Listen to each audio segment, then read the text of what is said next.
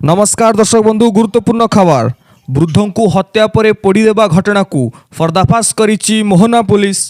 गजपति जिला मोहना थाना कोईहुरु गाँव में 60 वर्षर वृद्ध काम्बी मलिक को हत्या घटना रे पुलिस 82/25 एक मामला रुजु करी आज 10 जन को गिरफ्त करी कोर्ट चालाण करिछि।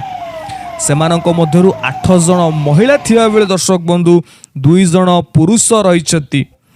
पुलिस घटनास्थल हत्या करा जाइतिबा खपुरी और हाड़ पाउंस को जबत करने सह हत्यार व्यवहृत होइतिबा काती को मध्य जबत करिछि।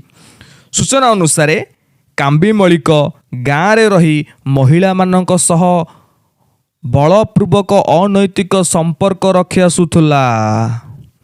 प्रतिवाद करिले मारी देबा पई धमक चमक देउथुला। चलित मास 2 तारिख रे गाँवर जने जैनैक्य महिला को दुष्कर्म मध्य करिला।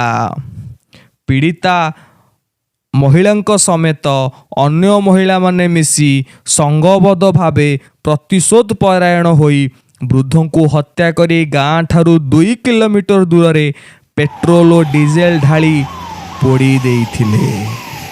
तेबे एही घटना रे 10 जन को गिरफ्त करी कोर्ट चालाण करिथिया बेले अन्य किए किए संपृक्त रहिछन्ति सेमानंकु मध्य यथाशीघ्र गिरफ्त करा जिबा नहीं थाना अधिकारी बसंत कुमार सेठी सांबादिक सम्मेलन करी स्पष्ट करी कहिछन्ति।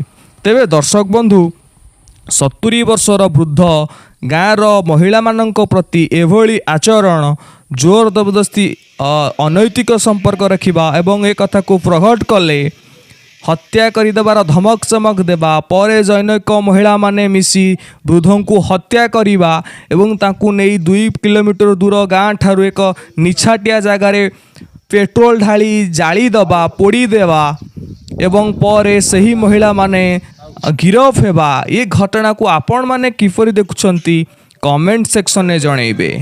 धन्यवाद।